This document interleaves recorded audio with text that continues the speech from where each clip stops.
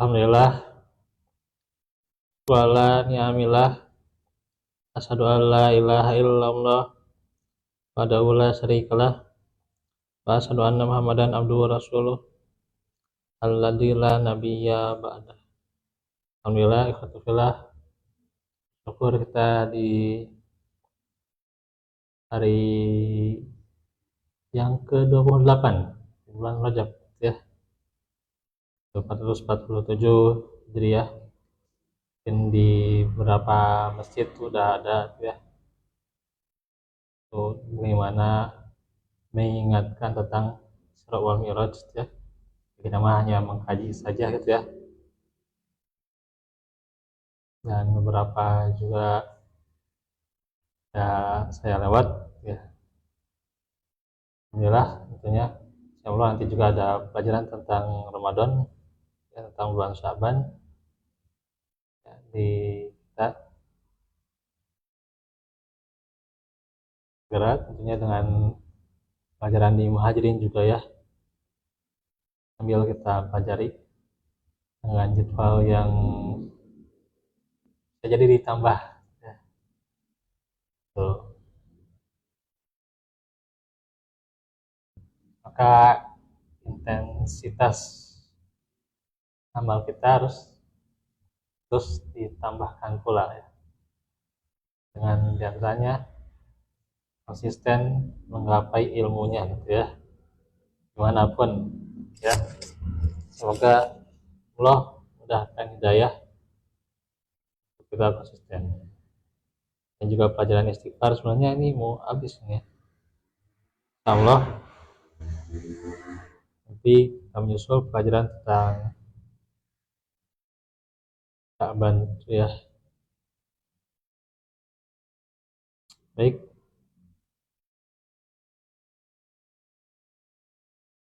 istighfar itu sebuah kejujuran hati.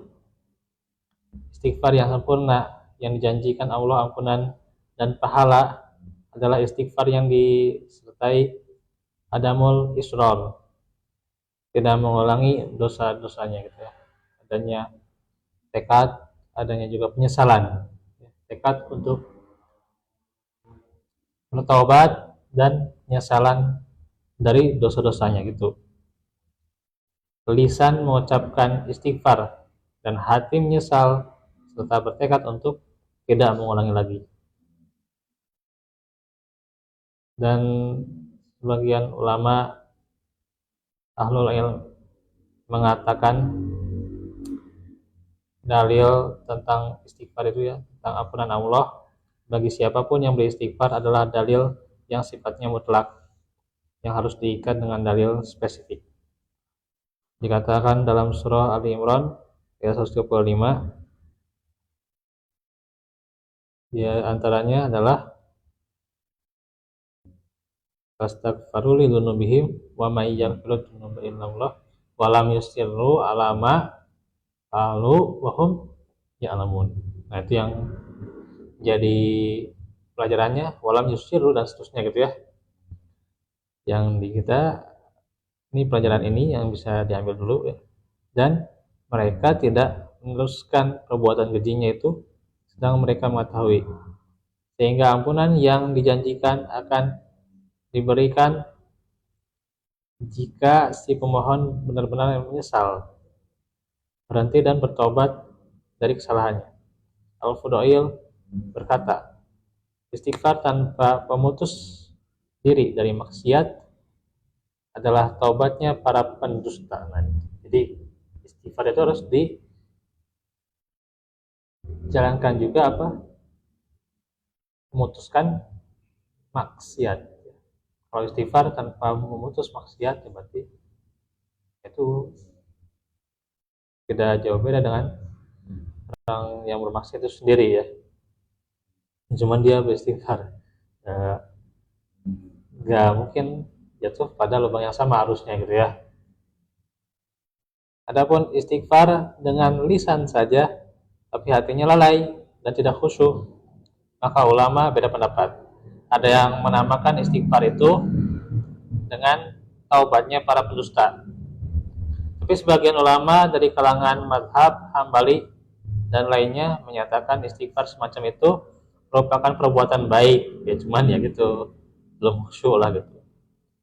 Istighfar dengan hati yang lalai tetap lebih baik daripada diam ya, lamun panjang angan-angan gitu ya, cari apa gitu ya, gitu nanti masa depan saya gimana gitu ya, nanti mikirin selanjutnya, kemudian ya mending istighfar, istighfar aja terus, istighfar, kuatkan istighfar,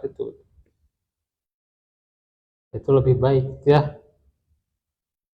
Meskipun ya istighfar itu masih membutuhkan istighfar lagi, maksudnya harus lebih khusyuk lagi gitu ya, istighfar dengan bertumbuh dengan istighfar yang lebih khusyuk, karena lisan terbiasa berzikir ada kalanya akan selaras dengan hati, dan hati pun akan turut beristighfar. Sedang meninggalkan istighfar karena merasa hatinya tak khusyuk adalah tipu daya setan. Nah, gitu. Oh, sama gak khusyuk istighfar, ya udah tinggalin. Nah, itu tipu daya setan. Bisa disimpulkan juga bahwa istighfar yang hanya berupa ucapan latah saja saat kaget misalnya, astagfirullah gitu. Nah, gitu kan, gitu. Itu juga lebih baik ya, tetap lebih baik ya daripada ucapan yang bermakna selain hanya latah, misalnya gebuk gitu. Atau ucapan kasar lah gitu ya, gitu. Ya minimal astagfirullah gitu ya, atau nauzubillah gitu ya. Belum apa-apa mengatakan istighfar, kata kayak gitu ya, ya nggak masalah gitu, gitu ya. Itu ya lebih baik lah daripada ucapan yang tidak bermakna, misalnya astaga naga itu. Gitu ya, ya ampun itu. Ya itu ya, sebab bagaimanapun istighfar adalah ucapan yang baik dan doa yang sangat mungkin dimulai dengan kebaikan. Ya gimana? Iya, orang misalnya salah gitu ya, kita malah mengucapkan astagfirullah gitu ya. Orang dianya yang salah, kita yang mengucapkan astagfirullah ya, gitu ya. Ya itu kadang emang salah kaprahnya gitu ya, gitu. Dianya harusnya astagfirullah gitu kan. Ya, kitanya cuman karena refleks lah gitu ya, ucapkan astagfirullah. Ya semending gitu, cuman ya inilah yang harus diketahui ilmunya juga gitu ya. Nah itu kadang ya,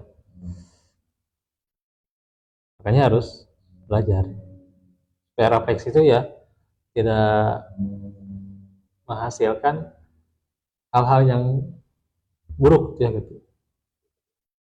Nah, Syekh Ali bin Naif menjelaskan ucapan Allahumma firli. Nah, ya Allah, ampunilah aku saja, tanpa ada tekad untuk bertobat, hanya itu adalah doa, maka doa itu ya, itu bisa dikabulkan, bisa juga tidak gitu ya gitu. Kemungkinan juga dikabulkan jika disertai hati yang penuh menyesal dan sedih ya, menyedihkan atau sedih karena doanya maksudnya gitu ya, atau bertepatan dengan waktu ijabah doa bisa. Sedang istighfar yang masih disertai israr atau maksiat yang jalan terus itulah itu bisa diterima, bisa juga ditolak. Dan sikap tidak mau berhenti maksiat itu sendiri merupakan salah satu penghalang diterimanya doa. Sebagian salaf mengatakan istighfar kita ini adalah istighfar yang perlu diistighfari gitu. Jadi harus bertumbuh, maksudnya ya, bertumbuh dengan istighfar yang lebih khusyuk, lebih tahu maknanya, lebih bisa menghasilkan jauh dari maksiat ya. Dan istighfar harus senantiasa sepanjang hayat ya. Dosa dan kesalahan ibarat duri dan lubang yang tersebar di tengah jalan kehidupan yang kita lalui. Kita hanya bisa berhati-hati dan menjaga diri agar tidak termasuk atau terperosok tapi tak bisa menjamin kita akan selamat selamanya. Setan pasti akan selalu berusaha menjerumuskan manusia, dan manusia pun kadang kalah, kadang terseret. Tapi jika kembali sadar dan beristighfar, itu bisa berarti kemenangan baginya, gitu ya. Karena sudah kita ya, pelajari bahwa istighfar menghanguskan usaha iblis, ya gitu. Berarti terus beristighfar, ya gitu. Supaya setan itu ya lemah, gitu ya, godaannya. Tapi kalau putus asa dan memilih menunda tobat karena merasa sudah berulang kali mencoba berhenti, tapi tetap saja itu terulang kembali, berarti dia apa? Telah kalah. Jadi kalau menunda-nunda tobat, itu dia kalah sama setan, gitu ya.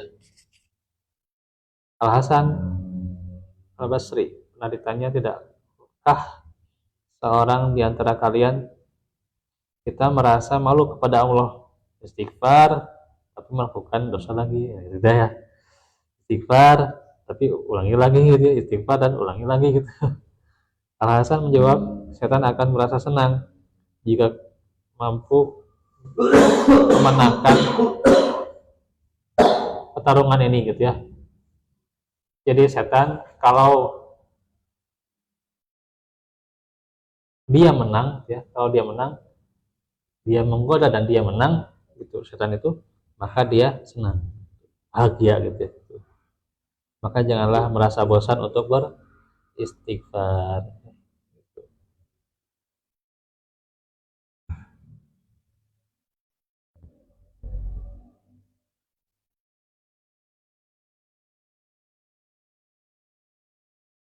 Nah itu ikhwatullah.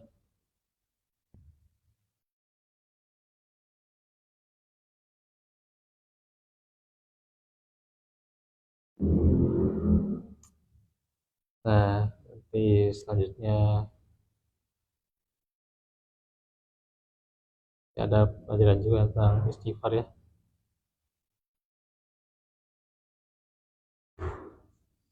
Insya Allah di kesempatan yang lainnya.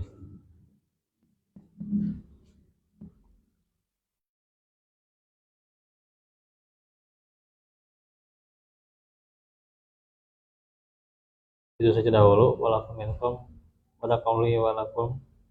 Lanjut lagi aja hari Senin, ya. Subhanakallahumma bihamdika asyhadu an la ilaha illa anta astaghfiruka wa atubu ilaik. Benatina berkumah wa ilan benatina fid dunya hasanah. Sebentar. Assalamualaikum warahmatullahi wabarakatuh.